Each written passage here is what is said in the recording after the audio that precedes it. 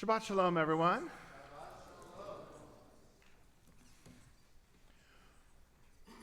This week, we are reading from a double portion. It's a combined portion of Achrei Mot and Kedoshim. And as those people who are regulars here know, it is our tradition, like much of the conservative world, to read what we call a triennial cycle. What that means is that we read a third of the Torah portion every year, and by the end of 3 years, we will have read all of the different parts of the Torah. It actually comes from the Yerushalmi, it actually comes from the Jerusalem Talmud, the way to do it this way. So, we're going to focus on the last part of our Torah readings, which you can find beginning on page 696 in your Chumashim, the larger of the red books that are in front of you. I used to be able to say red books and blue books, but now we got both red books. So the bigger of the red books.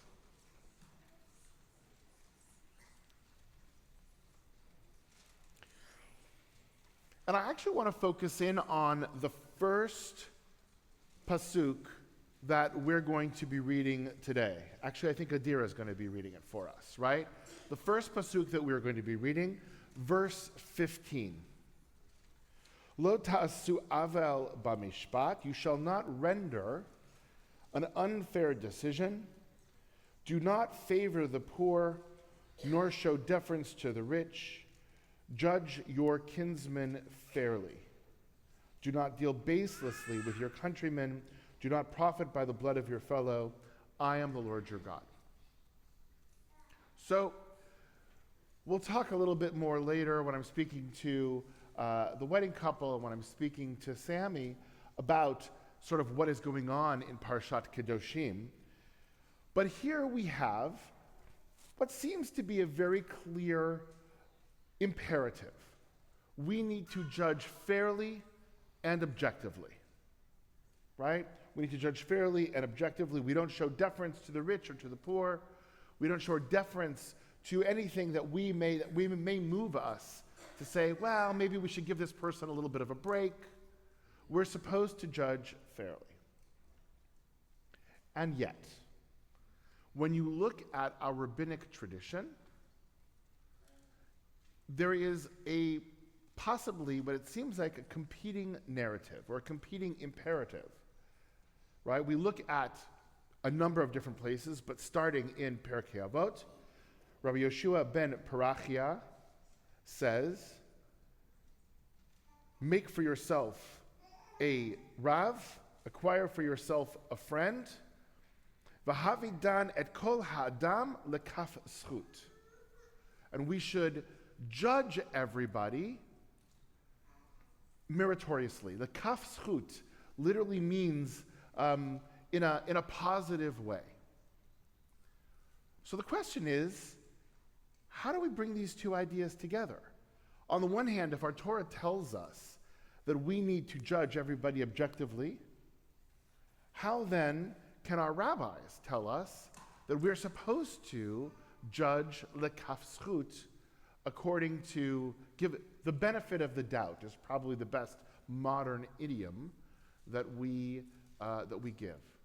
What do you think? How can we bring these two ideas together and make them make sense? Or can we?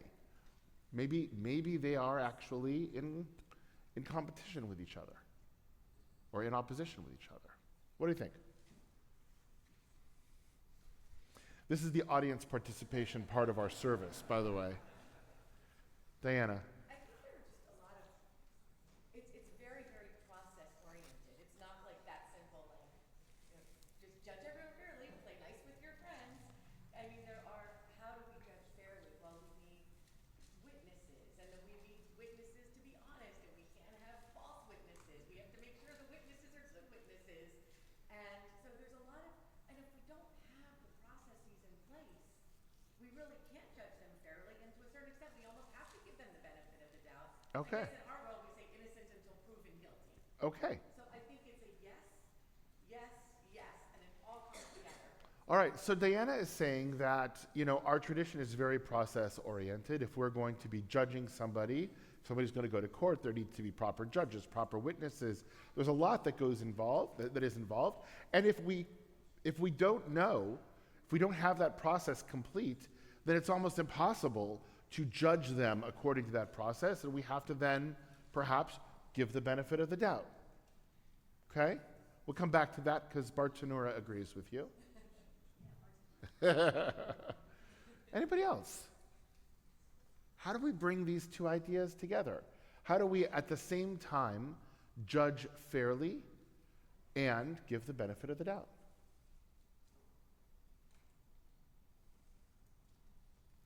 Please. In our legal system, we have due process and innocent until proven guilty. I think that summarizes. Okay. In our legal system, right, the American legal system, we have due process and innocent until proven guilty. So there is a process that we go through that is objective, that is supposed to bring out truth, right? And then there is a starting point that is weighted towards innocence, right, at the beginning of this. That it's innocent until proven guilty, which, by the way, is pretty novel, because in a lot of legal systems from the past, it really was the opposite. The presumption is that you were guilty and you had to prove yourself innocent. And this was really as we say in our language, a chiddush, right? It's a new idea that American jurisprudence brought of innocent until proven guilty. What else? Yes, Bruce. Some requirement to have more than one witness. In other words, if somebody did something and the other one said, no, I didn't, you really need a second witness to. Yeah. So within Judaism, right, there is a requirement for most things, not everything, but for most things, certainly anything serious, that there are two edim, two witnesses, right? Otherwise, it becomes almost a he said, she said, or a he said in that time, because we weren't taking she saids at that time, right? So it was, you need two witnesses to be able to prove something, to bring something forward. Okay? Diana? I think like right now we're really leaning into this whole idea of the legal system, and we also live in that type of a world where everyone's like, oh, I'm going to sue you, and we hear due process every single day now in the news. But I think there's also this idea of how you judge somebody when you're not taking them to court. Like maybe they wronged you, first they did something to you, they upset you, they made you angry. Then you look into it and you want to judge them fairly. Well, maybe they were having a bad day. Like, let's look into this a little bit. So we really, we don't want to just keep also clogging up the court system either. We want to be able to figure out how to do these things in our own little community. I like it.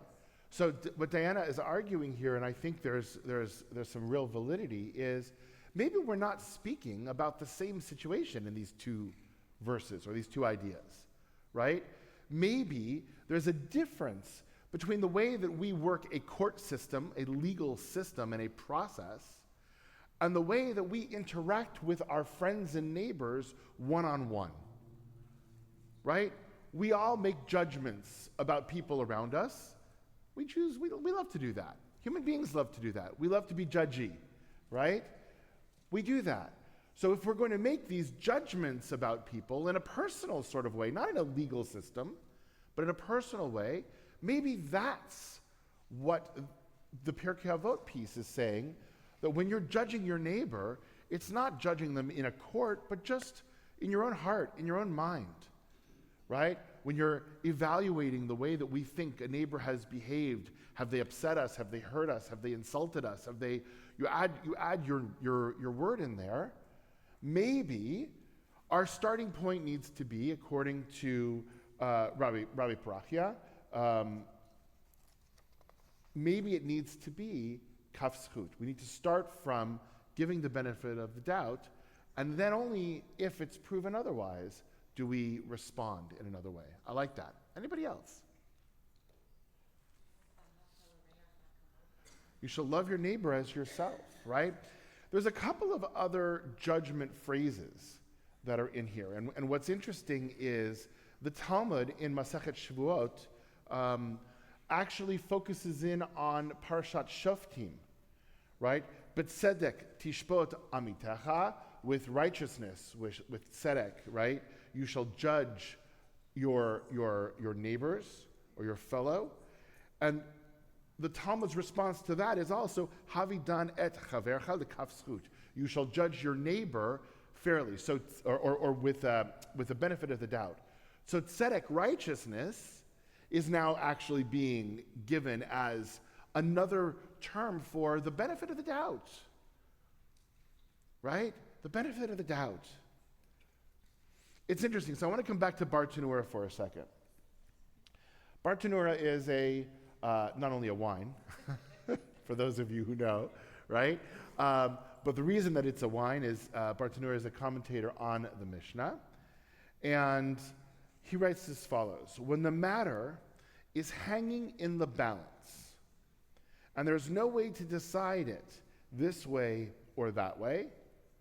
For example, a man from whose actions we do not know if he is righteous or wicked, who performs an act that it is possible to judge favorably, and it's possible to judge unfavorably, it is pious to judge him favorably.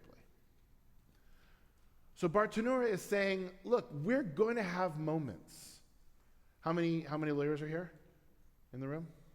Right? There's a few, right? We're going to have moments when we really don't know what the answer is. We've gone through the process, and we still don't know. And a judgment has to be made. And that judgment is somewhat subjective, because you don't have all the information. Maybe you don't have all the evidence. It's at that moment that our tradition tells us, dan lekaf zchut. We err on the side of giving the benefit of the doubt, as opposed to saying, well, let's make sure that it could never happen again, which would be a logical way to say it, right? Let's make sure it could never happen again. We're not really sure, so let's lock this guy up. Let's lock this girl up, right? And to some degree, it's really the basis of the American jurisprudential system, in the same way of saying, look, when we don't know, at some point in time, it's going to get subjective. We're not perfect. The only one that is not subjective, that is perfect, is God. God judges the way that God will judge. But we human beings have to do the best that we can. Therefore, we should dan lekaf zchut. We should judge towards a favorable judgment. The Chavetz Chaim comes in and says, and this is where I'll conclude with this. The Chavetz Chaim comes in and says, and all this, even if the story were about a plain man who usually was careful not to sin, but sometimes stumbled into it. How much more so if it were about a God-fearing person, to whom there applies even more the mitzvah, in righteousness you shall judge your neighbor. And I actually want to, he leans in on the righteous side. I actually want to talk about the first part of it. This is about the average person. The average person.